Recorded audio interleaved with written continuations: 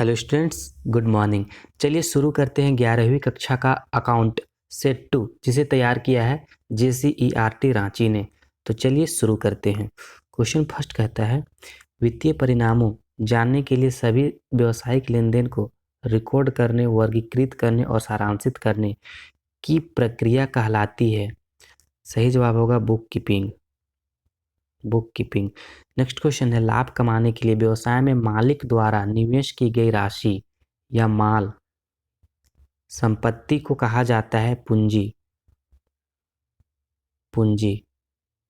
जो भी मालिक अपने बिजनेस में पैसा लगाया, माल लगाया या कोई भी एसेट लगाया तो उसको पूंजी कहते हैं, कैपिटल कहते हैं। क्वेश्चन है, भारतीय इंस्टीट्यूट ऑफ चार्टर्ड अकाउंटेंट की स्थापना की गई थी। सही जवाब होगा 1949 में। 1949 ईस्वी में ICAI की स्थापना की गई थी। क्वेश्चन है, व्यापार छूट केवल क्रेडिट लेन देन पर की जाती है। सही, सत्य है, व्यापार छूट केवल क्रेडिट लेन देन पर दी जाती है। नेक्स्ट क्वेश्चन है, आमतौर पर एक लेखा अवधि 1 अप्रैल से स्टार्ट होती है। 1 अप्रैल, साल की 1 अप्रैल से। नेक्स्ट क्वेश्चन है, अचल संपत्तियों में शामिल है लैंड। अचल संपत्तियों में शामिल है लैंड, जमीन, भूमि। नेक्स्ट क्वेश्चन है, चालू संपत्ति में शामिल है गुडविल, नॉन टेंजिबल असेट्स है, प्लांट आपका टेंजिबल असेट्स है, फर्नीचर भी आपका टेंजिबल असेट्स है, और तीनों पर बात किया जाए तो तीनों फिक्स्ड एसेट्स है। सिर्फ कैश एट बैंक जो है ये आपका करेंट असेट्स है। तो सही जवाब होगा cash at bank, current assets है। नेक्स्ट क्वेश्चन है, निम्नलिखित में कौन सा व्यय नहीं है। तो असेट्स में इन्वेस्ट करते हैं तो वो व्यय नहीं होता है। जैसे इसमें मजदूरी व्यय है, रेंट व्यय है, फर्नीचर रिपेयर व्यय है। तो सही जवाब होगा इसमें फर्नीचर अकाउंट, ये व्यय नहीं है। नेक्स्ट क्वेश्चन है, व्यवसाय द्वारा अपने निजी उपयोग के लिए आहरित राशि ड्रॉइंग कहलाती है। अपने निजी प्रयोग के लिए बिजनेस से पैसा निकालना या माल निकालना क्या कहलाता है? ड्रॉइंग कहलाता है। नेक्स्ट क्वेश्चन है, यह अवधारणा कि निकट भविष्य में एक व्यावसायिक उद्यम को बेचा या परिसमाप्त नहीं किया जाएगा अथवा लगातार चलता रहेगा, ऐसा कंसेप्ट को हम लोग गोइंग कंसर्न कंसेप्ट कहते हैं। गोइंग कंसर्न कंसेप्ट, चालू व्यवसाय की अवधारणा। क्वेश्चन है, व्यवसायिक इकाई अवधारणा में कहा गया है कि व्यवसाय को उसके मालिकों से अलग माना जाता है। व्यवसाय को उसके मालिकों से अलग माना जाता है। जैसे रिलायंस अलग है और रिलायंस का मालिक है मुकेश अंबानी, लेकिन दोनों का अगर बात किया जाए एंटिटी तो अलग माना जाता है। व्यवसाय को मालिक से अलग माना जाता है। नेक्स्ट क्वेश्चन है, धन मापन अवधारणा है केवल सभी वित्तीय लेन देन के लिए लागू, केवल सभी गैर वित्तीय लेन देन पर लागू, सभी वित्तीय और गैर वित्तीय लेन देन पर लागू।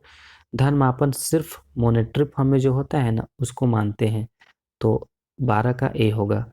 नेक्स्ट क्वेश्चन है, कराधान के लिए प्रावधान के अनुसार किया जाता है।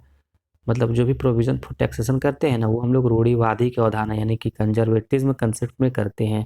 तो 13 का आंसर होगा ए। 14 में बोला है, यदि देनदारियों और संपत्तियों की राशि क्रमशः 90,000 और 1.5 लाख है तो पूंजी की राशि होगी 1.5 लाख में 90,000 घटा दीजिए। 1.5 लाख में 90,000 घटा दीजिए तो सही जवाब निकल कर आएगा 60,000। नेक्स्ट क्वेश्चन है, पुस्त पालन का मुख्य उद्देश्य है। पुस्त पालन का मुख्य उद्देश्य है सारे ट्रांजैक्शंस को रिकॉर्ड करना, साथ ही जितने भी फाइनेंशियल इफेक्ट हुआ है बिजनेस में उसको एसेटलमेंट करना। तो ए और बी, इसका करेक्ट आंसर होगा ए और बी दोनों। लेखांकन में लेखा होता है केवल वित्तीय लेन देनों का, केवल वित्तीय लेन देनों का, ए नंबर होगा। क्रय खाते की शेष को हस्तांतरित किया जाता है, यानी कि जो परचेज अकाउंट का बैलेंस है उसको कहाँ ट्रांसफर करते हैं? तो परचेज अकाउंट को ट्रांसफर करते हैं प्रॉफिट एंड लॉस अकाउंट में, प्रॉफिट एंड लॉस अकाउंट में।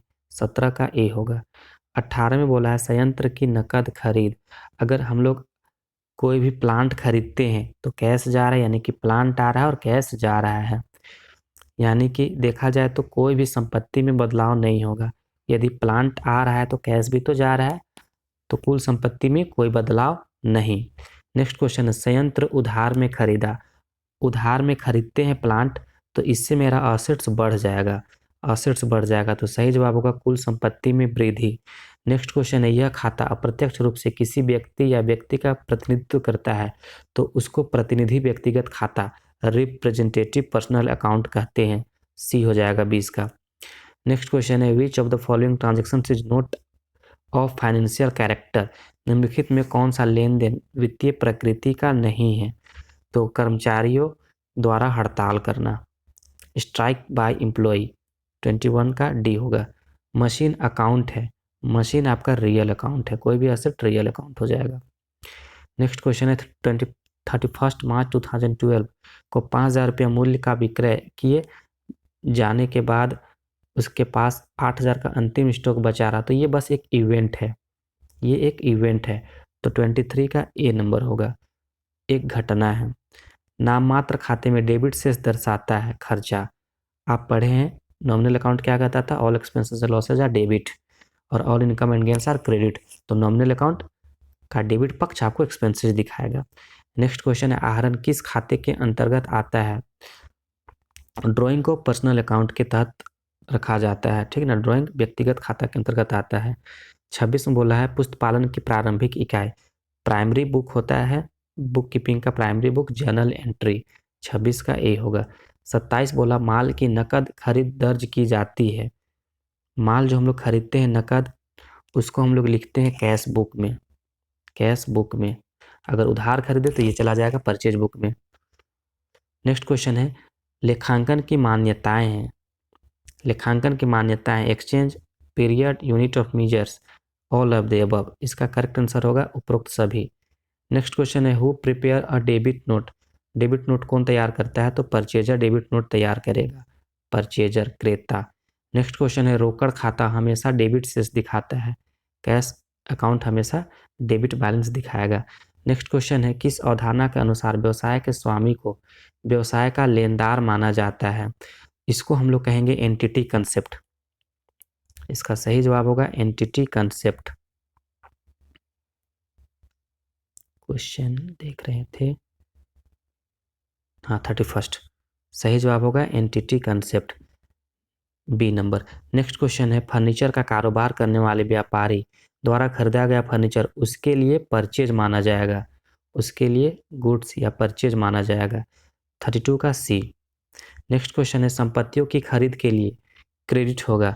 यदि आप असेट्स खरीदते हैं तो असेट्स अकाउंट डेबिट और क्रेडिट कीजिएगा पैसा, यानी कि कैश अकाउंट, कैश देके खरीदेंगे तो कैश अकाउंट क्रेडिट हो जाएगा। तो सही जवाब होगा क्रेडिट अकाउंट।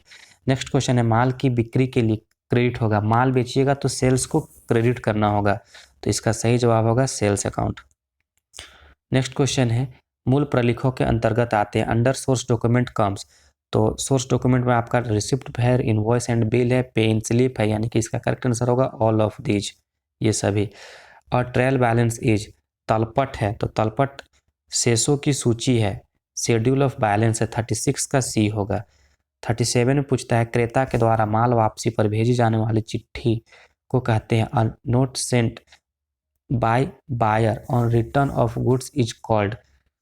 जब हम लोग माल जो खरीदे हैं उसको वापस भेजते हैं ना, तो उसको परचेज रिटर्न कहते हैं।